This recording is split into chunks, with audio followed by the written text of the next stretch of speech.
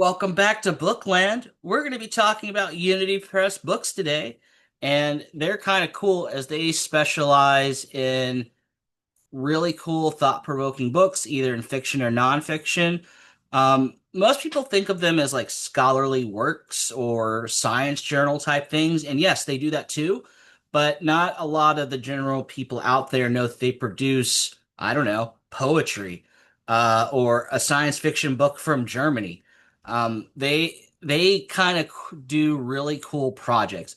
And their goal isn't necessarily for buckets of money. I mean, yeah, that is a goal. They want to make money with these things, but they kind of focus on the work itself. And if they think it'll perform well, they'll produce it and publish it. And um, they're not looking to sell like 1 million copies. Like 2,000 copies is good for them. Then they might reorder. But yeah, and it's what you think it is. When I say university, it's like the University of Chicago. That would be an example of a university press. And they tend to focus kind of like an imprint on specific things. And each one's different. Like the university in California, they're going to produce a different work than the Chicago one or the New Jersey or Rhode Island ones. And there's multiple ones per state. So today we're just going to give a general overview. I do plan on making this a series, focusing on a particular university, per the video, but this is just a general snapshot view of what they are. So let's read our way on down to the screen share. We're going to be reading. Yay. Reading. There we go. I think it's up. We're going to say it is. So, Unity Press books are academic and scholarly publications produced by publishing houses affiliated with universities. While they publish scholarly journals and monographs, most also offer books of more general interest to a wider audience. Unlike commercial publishers that focus on profit, university presses prioritize disseminating knowledge and supporting scholarly research. I mean, they're a university, they're in academia, so they kind of have to have that angle toward it. And college, I mean, yes, it is for learning, but also it's for asking questions that you're afraid to ask before or intimidated to ask before. That's the college experiences to me is like pushing the right questions in a environment where you're not necessarily going to get dismissed. You'll get debated on, certainly, but you're not really necessarily going to get dismissed as long as it's a good question. Also, another good use of college is to ask a good question. Um,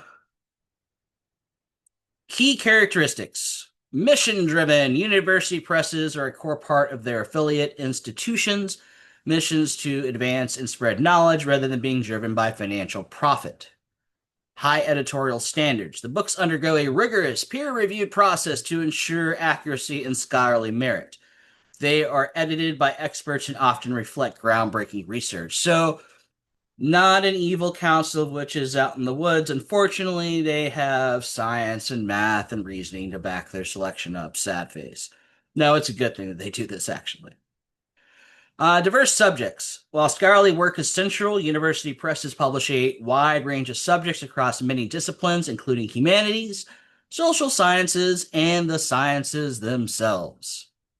Variety of formats. Publications include scholarly monographs, edited volumes, translations, textbooks, and some literary works like poetry and regional nonfiction. Regional focus. Many university presses specialize in titles related to the cultural history and natural environment of their local region, which may be overlooked by large commercial publishers. Yeah, so if you're in a regional area that may have a Native American focus, a lot of Native American works will probably run through this university press. Versus somebody in New York, it'll probably maybe focus on immigration and old New York type of regional things, or even suburbs there within that Pacific region. Just depends where the university is located and how far they say their region is. Broad readership. Although many titles are intended for academic audiences, general interest titles are also published and can be found in regular bookstores along bestsellers. So that little book with the 2000 print run, it may end up in like, I don't know, an end cap in Barnes and Nobles or McKay's or your bookstore that sells new bookstores. I find a lot of these books in used bookstores because they've been cycled throughout, even though they have limited print runs. Again, these guys aren't making like a million copies at a time. It's a very small print run usually, and they see how it does before they re-up that print run. Examples of university presses: Cambridge University Press. Founded in the 16th century, it is one of the most prestigious academic publishers in the world. Hello, Cambridge. Oxford University Press, a well-known press that publishes academic books and journals, including Bibles and research guides. Hello, Oxford. Princeton University Press, an example of a prominent press that published scholarly works such as guides for academic authors. Thank you, Princeton. Yale University Press, known for publishing academic books, including historical series like the Chronicles of America. See how I'm making them sound all fancy? That's how they think of themselves. And granted, they can. Columbia University Press, another major academic publisher that covers a wide array of topics. Thank you, Columbia. We'll go over some independent examples more toward the end, and don't worry, we're almost toward the end. So, what university presses specialize in regional topics? Many university presses have a regional focus, publishing both scholarly works and general interest books that explore the history, culture, and environment of their local area. This allows them to highlight subjects often overlooked by larger commercial publishers. Here are several university presses known for specializing in regional topics. South and Appalachia, the University of North Carolina Press. The first university press in the South, UNC Press, is a leader in regional publishing. It offers engaging books on the South's history, cultural, environment, and music. University Press in Mississippi. This press publishes books on Mississippi and Southern history, literature, art, and music, including titles on the blues and Elvis Presley. That just makes sense. Louisiana State University, LSU Press, focuses on the humanities and social sciences with a special emphasis on Louisiana and Civil War history. University of Tennessee Press, one of the main subject areas is regional studies, particularly focused on Tennessee and the surrounding southern states. West Virginia University Press. This press is well known for titles on Appalachian studies covering the region's history, cultural, and environment. University of Georgia Press publishes works about Georgia and the American South, in addition to many other subjects. Hub City Press. This small press, distributed by the University of Georgia Press, specializes in books by and about Southern writers. In the Midwest, we got University of Iowa Press. This press publishes scholarly and general interest books with a Midwest regional interest, including literary criticism, poetry, and short fiction. Kent State University Press. A significant portion of this press publication focuses on the history and culture of Ohio and the Midwest. University Press of Kansas. This press publishes titles related to the history and culture of Kansas and the Great Plains. See how they give a theme? And it's a theme related to them. So they have more to say. There's more like a passion, I guess, behind it, because it's familiar. And people like talking about what they know, which makes sense. It's easier to talk about what you know. NDSU Press, and I promise we're almost done. NDSU Press concentrates on interdisciplinary regional scholarship. Try saying interdisciplinary 3 times fast. I dare you. I double dog dare you. Anyway, the scholarship about North Dakota and North American Plains. University of Minnesota Press. While publishing on a wide array of topics, it also features titles of regional interest related to Minnesota and the upper Midwest. All right, the Southwest and the West. University of Oklahoma Press, the first university press in Southwest. It is a prominent for its books on the American West and Native American topics. Texas A&M University Press. Hey, Texas. I'm from Texas. Anyway, as a member of the Texas Book Consortium, man, that sounds mob-related. The press publishes titles on Texas history, art, and culture, as well as borderland studies and military history. Texas Tech University Press. Its book topics include regional studies, border studies, and natural history. Trinity University Press, a focus of its publishing program, includes books on the natural environment and literary topics in Texas and the Southwest. University of Arizona Press. This press is the premier publisher of academic, regional, and literary works of the state of Arizona. University of Arkansas Press.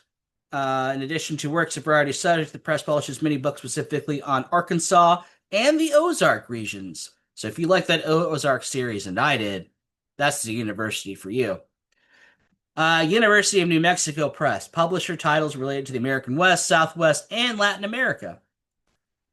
All right, last block we'll do, and then we'll give some book examples. Pacific Northwest and Alaska. I like how, and Alaska, because we didn't know where else to stick it, so we're going to stick it with the Pacific Northwest. That's how I like to think of Alaska. University of Alaska Press. With an obvious regional focus, this press publishes works about Alaska and the North. North of Alaska. A lot to say about that. Epic Center Press. Now that's a good name. Or Epicenter Press. Founded in Fairbanks, Alaska, this regional press publishes nonfiction books about Alaska and the Pacific Northwest. Sasquatch Books. Guess which one's my new favorite press now? If you guessed this one, you're correct. Sasquatch Books, an imprint of Penguin Random House. Sasquatch specializes in nonfiction that reflects the spirit of the Pacific Northwest and is distributed by the University of Washington Press. Now, this is a big player trying to get that indie vibe just to capture more of the market. I am for it, honestly. University of Washington Press publishes titles of a variety of subjects with regional interests centered on Washington State and the Pacific Northwest. Okay, I think you get the idea. This list goes on for, well, two more. Let's get the last two done. So the Mid-Atlantic and Northeast, sorry. Rutgers University Press, one of its current areas of specializations in books about New Jersey and the Mid-Atlantic region. Carnegie Mellon University Press. This press publishes regional social history titles exploring Pittsburgh and Western Pennsylvania. And this is a small list. I mean, it seemed long because I'm reading a script about each one, but there is a lot more of these. That's why it's going to be a fun little video series that we go over time. But let's talk about the actual books instead of the presses for a moment. Just to give you a sampling of, well, are they any good? Maybe? Question mark? Could be. So, this first one, we have The Secret Lives of Church Ladies. I mean, that's a great title. It won a few awards here. National Book Award finalist in fiction, Penn/Faulkner winner, Story Prize winner, LA Times Book Prize winner. Very long title. So it's 192 pages, about $20. Either way you go, might as well get the print since they're the same price.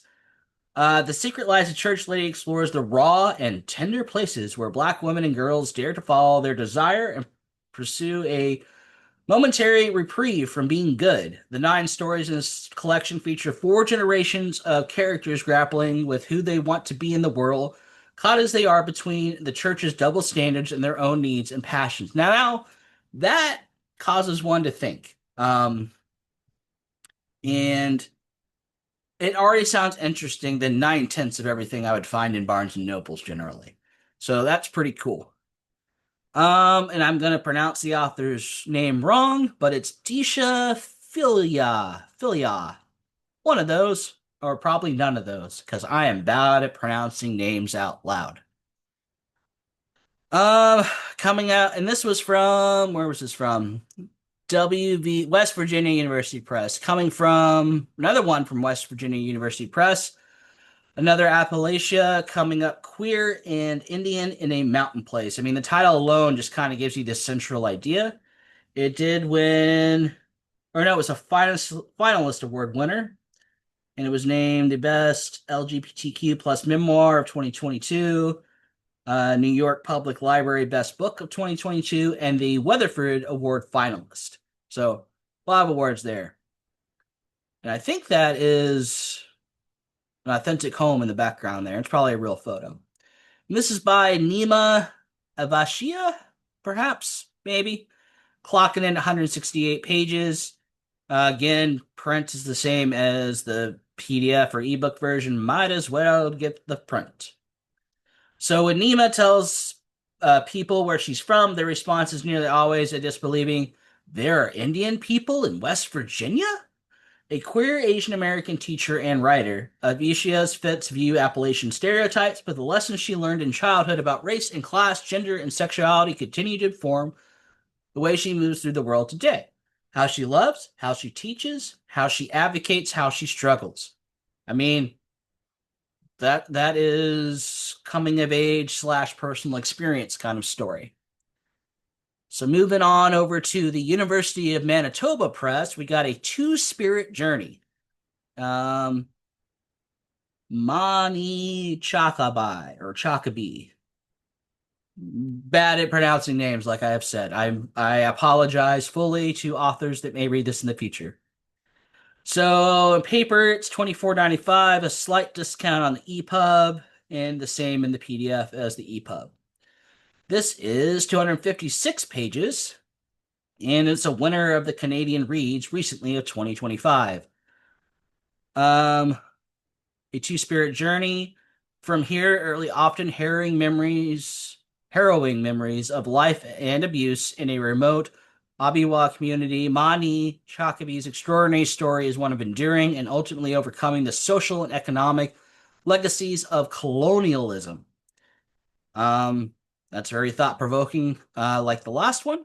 And moving on over to the Ohio State University Press by Susan Kayu Ito. This is a memoir, 248 pages, and looks like the print is cheaper than the PDF, which amuses me greatly. It is on sale, so that's probably why. So it's a finalist, some award people, a library journal, Best Memoir of 2023. Looks like it's got some podcast-related material. That's cool. Let's see, quotes I don't care about. Where's information about the book? Okay. Growing up with adoptive Nisei parents, Susan Kayo Ito knew only that her birth mother was Japanese American and her father white. But finding and meeting her birth mother in her early 20s was only the beginning of her search for answers, history, and identity. Though the two share a physical likeness and affinity for ice cream, I have an affinity for ice cream, by the way, and I can be bribed, ladies and gentlemen. In a relationship that sometimes even feels familial, there is a ever-present tension between them as a decades-long tug-of-war pits her birth mother's desire for anonymity against Ito's need to know her origins, to see and be seen. Along the way, Ito grapples with her own reproductive choices, the legacy of Japanese American incarceration experiences during World War II, and the true meaning of family. An account of love, what it's like to feel neither here nor there, and one writer's quest for the missing pieces that might make her feel whole. I Would Meet You Anywhere is the stirring culmination of Ito's decision to embrace her right to know and tell her own story. That's a lot to unpack right there from the Ohio State University Press and Susan, the author there. Going over to the New Press, The New Jim Crow, Mass Incarceration in the Age of Colorblindness by Michelle Alexander and Cornell West. Paperback not available, so hardcover $28, ebook $20. And by the way, all these will be in the description. New York Times bestseller. Let's see.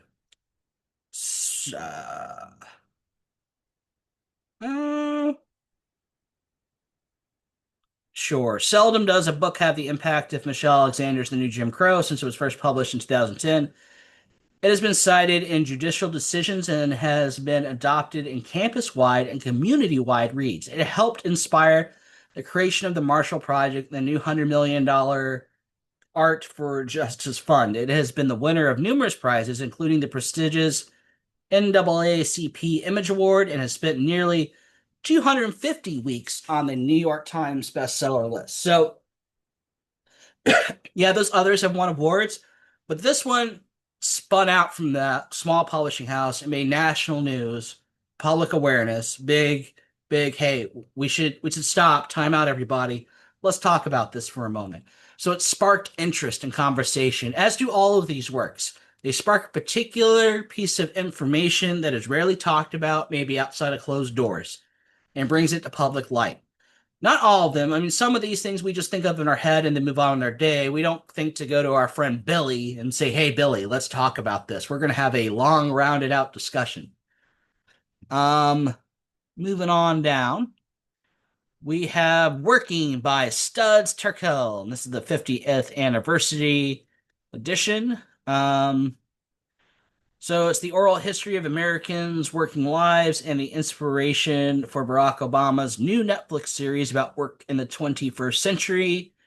It's a compelling, fascinating look at jobs and the people who do them, consisting of over 100 interviews conducted with everyone from grave diggers to studio heads. This book provides a moving snapshot of people's feelings about their working lives, as well as a timeless look at how and who fits in American life.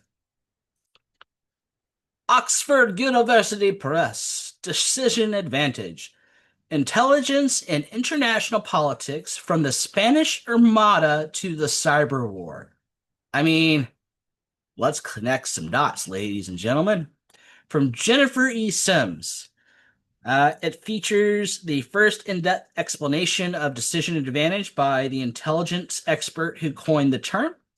Includes rare historical evidence such as new translations of original testimony by Spanish naval pilots and first-hand accounts from Civil War telegraphers about intelligence success and failure on land and sea. Offers a simple and reliable method for assessing intelligence power, applying it to grand strategy, operations, and tactics, and researching its systemic effects. $60 for the physical.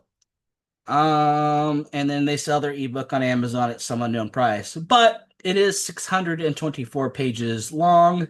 It's got 3 halftones and 8 maps. So a hefty book. Not exactly lying. Fake news and fake journalism in American history, coming out of Columbia University Press. Won these various awards. Long before the current preoccupation... Oh, who's the author? Andy Tucker. Too sure. One of those.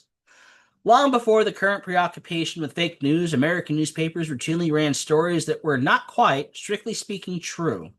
Today, a firm boundary between fact and fakery is the hallmark of journalistic practice, yet for many readers and publishers across more than 3 centuries, this distinction has seemed slippery or even irrelevant. From fibs about royal incest in America's first newspaper. The royals are banging each other.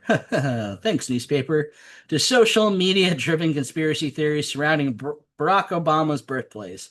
Andy Tucker Tusher explores how American audiences have argued over what's real and what's not, and why that matters for democracy. We're still doing this. We are still doing this today. I mean, this book, I guess, came out 2023, 2022 there. Yeah. So still relevant and probably will be for quite some time. The Alchemy of Us, How Humans and Matter Transform One Another by Anesia Ramirez. It is MIT Press. Cool. And won awards. Yay, awards. Okay, here we go. The actual description. It takes me a minute to find the description. So much flavor stuff. In The Alchemy of Us, scientist and science writer Anisha Ramirez examines 8 inventions: clocks, steel rails, copper communication cables, photographic film, light bulbs, hard disks, scientific labware, and silicon chips. That is a list, and reveals how they shape the human experience. I mean, fair.